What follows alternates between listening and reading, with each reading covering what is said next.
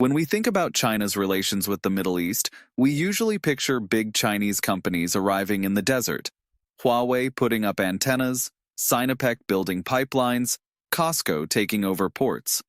But more and more often, that image is flipping like in a mirror. Because it's no longer just China moving into Arabia. Saudi Arabia, Qatar, and the Emirates are also pushing ever more boldly into China. This is a new story. A story in which it isn't only Chinese engineers working in Dubai or Riyadh, but also Arab billions flowing into Beijing and Shanghai. A world in which you can see Qatar Airways ads on the streets of Guangzhou, and in Liaoning petrochemical complexes are rising, built jointly with Saudi Aramco. A world in which gas from Qatar flows to Chinese power plants, and the Emirates' luxury lifestyle fits perfectly with the tastes of China's middle class. The biggest protagonist of this story is, of course, Saudi Aramco, a giant larger than ExxonMobil and BP combined, a company that is not only the heart of Saudi Arabia, but also one of the main pillars of China's energy system. When people in China talk about energy security, one name always appears: Aramco. It is the company that supplies oil, signs contracts for decades, and builds refineries in the People's Republic that transform local industrial landscapes. But Aramco is not alone. Qatar is investing in LNG and signing record 27-year contracts, longer than many political alliances. The United Arab Emirates are exporting their airlines, port know-how, and investment capital. Dubai is becoming a gateway between Beijing and Africa, and Abu Dhabi is building financial ties that make the Chinese market a natural field of expansion for Arab funds. This reversal of roles is something remarkable. Just 20 years ago, the Middle East looked at China as a distant customer, a buyer of barrels and gas. Today, it is a partner that Arab firms go to directly, investing, building, and putting down roots in its market. This is no longer just trade, it is interdependence. And for the world, that means one thing: if oil and gas are the blood of the modern economy, then the network of arteries and veins no longer runs only between Riyadh and Washington. More and more often, its main artery leads straight to Beijing. This is the story of how companies from the desert found their place in the heart of the Middle Kingdom, of how Aramco, Qatar Energy, Emirates, and Arab investment funds are rewriting the map of global trade, and of how, when we look at China-Middle East relations today, we can no longer talk only about Chinese expansion. We have to talk about mutual entanglement, about an Arab dragon slipping straight into the Chinese market. If you had to point to one company that best embodies Saudi Arabia, the answer would be simple: Saudi Aramco. It is not just an oil company. It is a pillar of the state, the heart of the economy, and a symbol of national pride. But for China, Aramco is something even greater. It is a guarantee that the massive engine of Chinese industry will not stop for even a single day. Relations between Aramco and China began modestly, with shipments of oil barrels in the 1990s. But as the Chinese economy grew at breakneck speed, demand for energy exploded. China needed more, faster, and more reliably. And Saudi Arabia, seeing its chance, decided to bind itself to Beijing with contracts measured not in years but in decades. Today, Aramco is the largest oil supplier to China. Each year, hundreds of millions of barrels flow there. Tankers leave the port of Ras Tanura, and after a few weeks dock in Ningbo, Qingdao, or Tianjin. This is not ordinary export.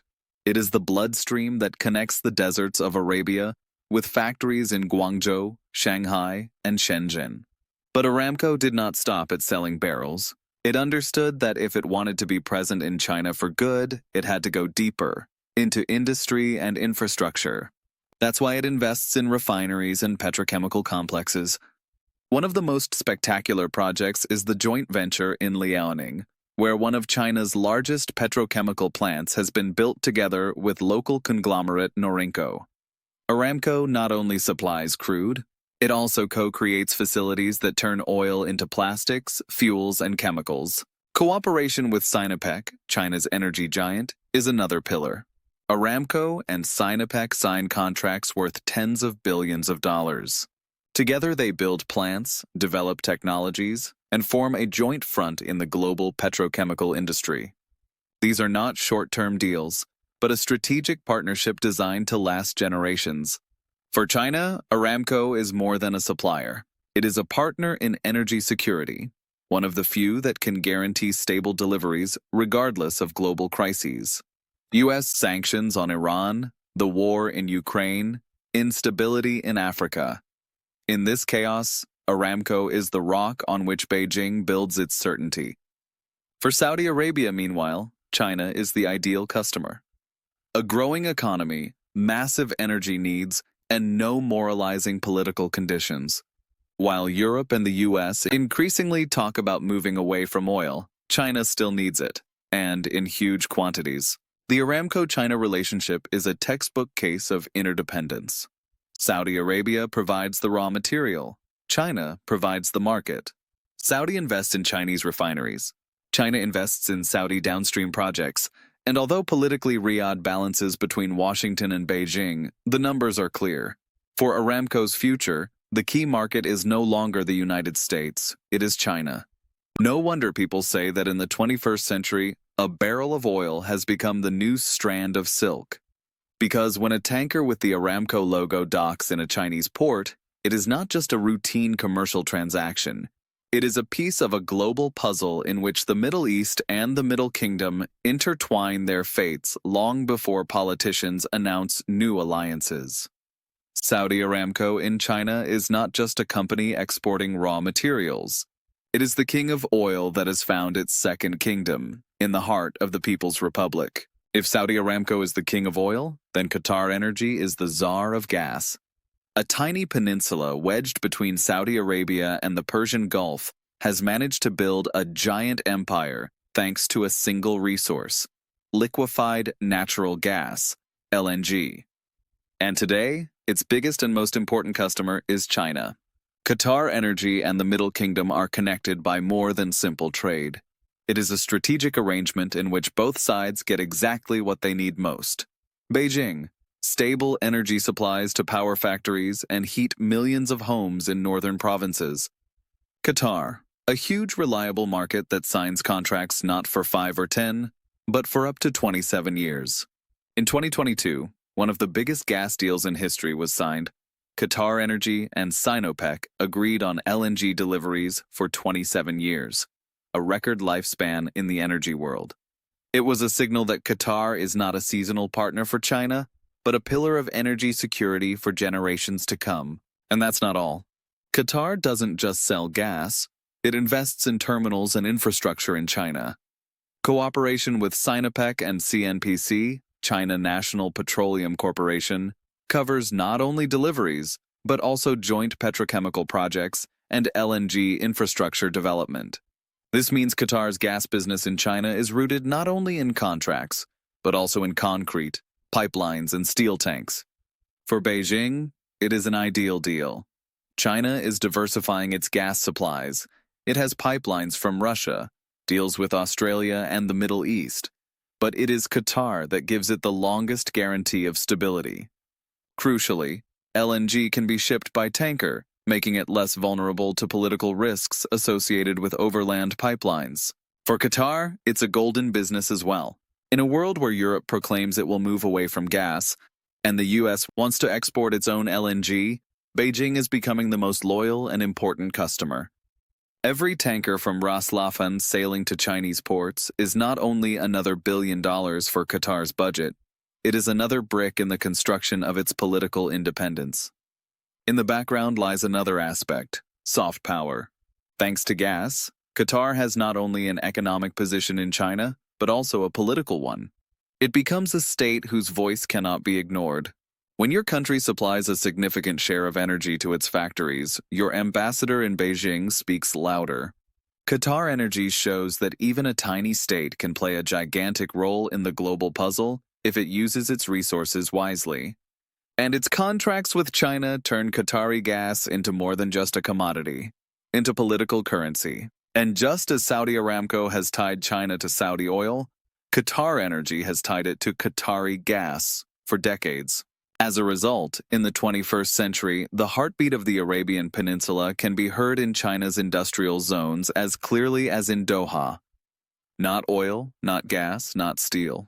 Sometimes it's the wings of airplanes that are the best symbol of globalization, and just as Huawei or Costco have become China's ambassadors in the Middle East, Arab Airlines, Emirates, Etihad, and Qatar Airways have become the Gulf's ambassadors in China. 30 years ago, a Chinese passenger flying to Europe or Africa had limited options. The journey was long, with layovers in Moscow, Bangkok, or Hong Kong.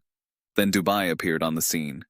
Emirates decided to build a global hub where every traveler, from New York to Sydney, could change planes in the very heart of the Middle East. And that strategy worked perfectly.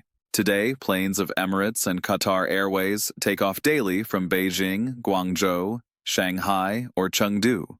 On board are not only Chinese business travelers and tourists, but also cargo moving faster than Costco's ships.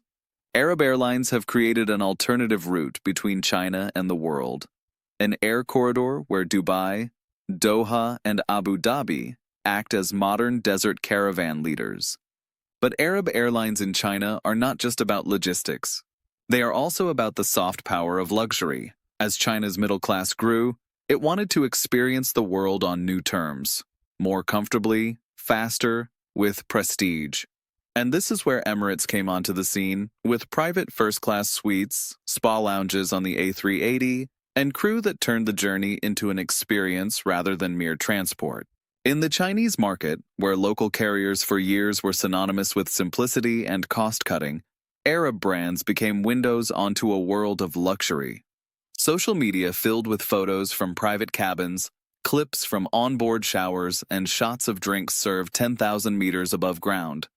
For many Chinese, Emirates or Qatar Airways became symbols of success, a ticket to a world where travel equals status.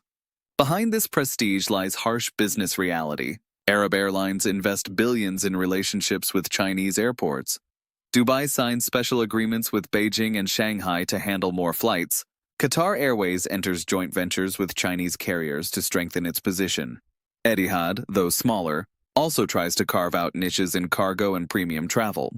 And it's not just about passengers, it's also about trade. Cargo moved by Arab airlines links Chinese factories with Africa, Europe, and Latin America. In many cases, an Arab plane is faster and more reliable than a Costco ship or a freight train from Yiwu to Duisburg. In China, Arab airlines have built not only a market, but a brand image. They have become aspirational names, and their logos, part of Chinese dreams of travel and luxury. This is Arab luxury on Chinese skies, showing that soft power is not always built through culture or politics. Sometimes, it only takes a fleet of modern aircraft flying farther, faster, and better than the competition. And just as Huawei or Sinopec are changing the Middle East, Emirates and Qatar Airways are changing the way China connects with the world. They are not just airlines. They are an air bridge binding two worlds, the desert and the Middle Kingdom, into a single global network. On the map of global trade, ports are the hot spots of history.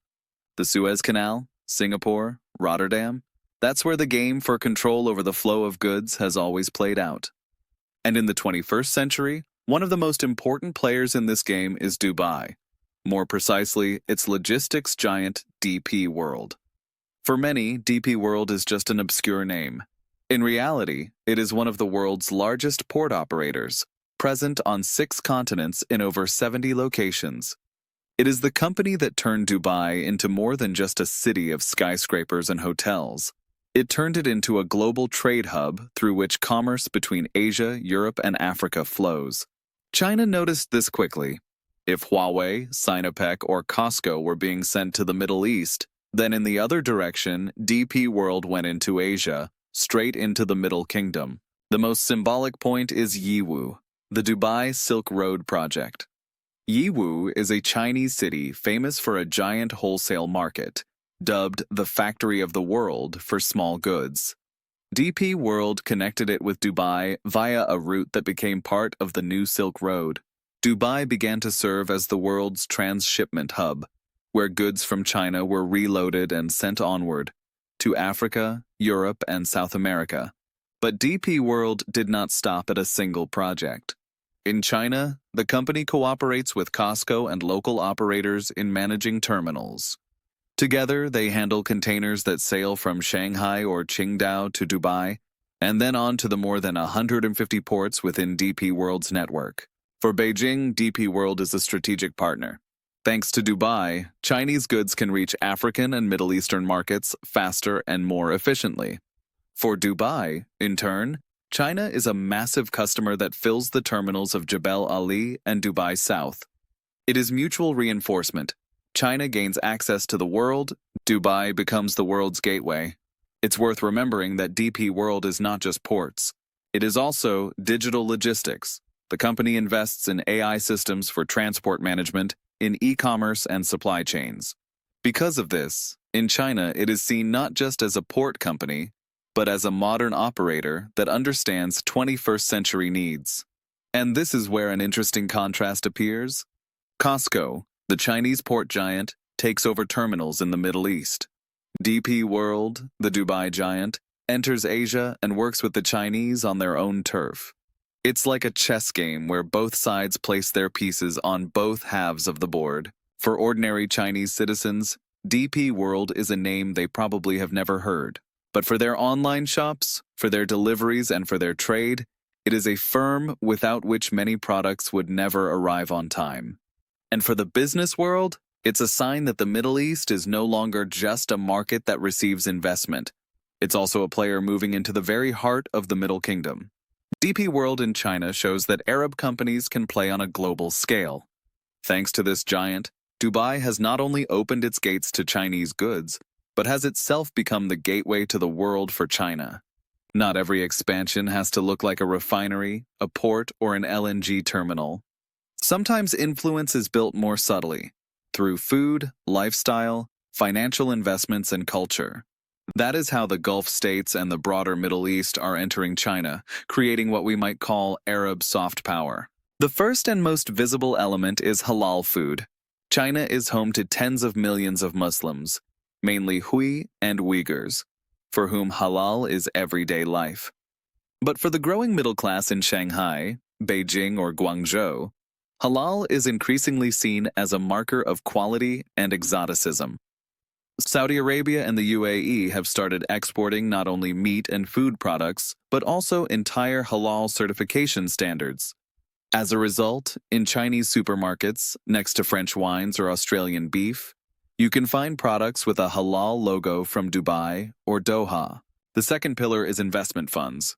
Qatar Investment Authority, QIA, Saudi Arabia's Public Investment Fund, PIF, and Abu Dhabi's Mubadala are pouring billions into Chinese startups, real estate, and tech companies. For Arab states, this is a way to diversify their wealth. Instead of relying only on oil and gas, they want stakes in Chinese companies that may become global leaders. For China, it is a capital injection that strengthens local innovation. Another dimension is education and culture.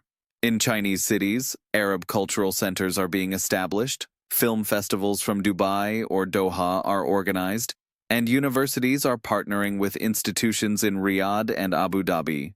The Emirates actively promote themselves as a place where Chinese students can study in English, surrounded by luxury and modernity, but with a strong Arab atmosphere. Religious tourism also matters.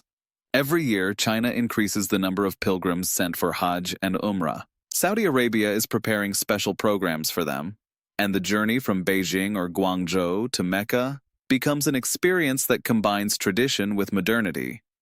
This makes the religious dimension of Sino-Arab relations increasingly important, even if it remains in the shadow of big oil and gas contracts. And finally, lifestyle. Dubai has become a dream destination for many Chinese. Luxury hotels, shopping malls, palm islands, and golden cars. This is an image that, in Chinese social media, has become synonymous with success. It is no coincidence Emirates and Etihad invest in advertising aimed at Chinese millennials. They see in the Emirates something that could be called an Arab Disneyland of luxury. This soft power works more subtly than tankers and gas contracts, but can be just as effective. A barrel of oil or a cubic meter of LNG go to a factory. Food, fashion, culture, and lifestyle go into people's hearts and minds. And in the long term, that can be an even stronger tool of influence. Arab soft power in China shows that interdependence doesn't end with resources and logistics. It is the story of how the Middle East enters the everyday lives of Chinese people, on the plate, in the wallet, and in the imagination, and that the new Silk Road is not only a route for goods, but also for symbols and ideas. Just over a decade ago, the relationship between the Middle East and China seemed simple. Desert kingdoms sold barrels of oil and gas, and Beijing paid and built its factories. Today, that story looks entirely different. It is no longer a one-way trade. It is an interdependence that weaves two distant civilizations into a single system. Saudi Aramco has become the heart of China's energy system. Barrels flow from Ras Tanura to Ningbo, and in Liaoning, joint refineries are being built that reshape the industrial landscape of the Middle Kingdom. Qatar Energy has signed 27-year gas contracts, longer than many political alliances, and thanks to LNG has turned Qatar into a state whose voice in Beijing is clearly heard. In the air, Arab Airlines, Emirates, Qatar Airways, Etihad have created a bridge linking China with Africa, Europe, and the Americas. From Shanghai, Beijing, and Guangzhou, their planes depart daily, and on board Chinese passengers experience a taste of luxury that has become the aspiration of the entire middle class. In ports and terminals, DP World, the Dubai giant, has woven its tentacles into China's logistics. Thanks to Dubai, goods from Yiwu, Shanghai, or Qingdao reach Africa and Europe faster. In Chinese supermarkets, Arab halal food is appearing more often. In startups, Arab investment funds, and in the imagination of the young Dubai image as a place where the future has already happened. The Middle East has ceased to be just the gas station of the world. It has become a player capable of building influence in the most powerful country of the 21st century. And it does so not only through barrels and cubic meters of gas, but also through culture, capital, and lifestyle. For China, Arab companies are more than contractors. They are partners who fill the gaps left by the West, offering resources, logistics, luxury, and exotic appeal. For the Middle East, China is a customer, a market, and an ally that does not ask about human rights or democracy. It pays and cooperates. Thus, a new system is emerging, a system in which the Middle East does not end at the deserts and ports of the Gulf, but reaches straight into the heart of the Middle Kingdom. A system in which a barrel of oil and an Emirates ticket become parts of the same story. And perhaps this is the biggest change of the 21st century, that in Beijing and Shanghai, the future of Saudi Arabia, Qatar, and the Emirates is present just as strongly as in Dubai or Riyadh. Because the Middle East is entering China today not as a guest, but as a co-host of the new world.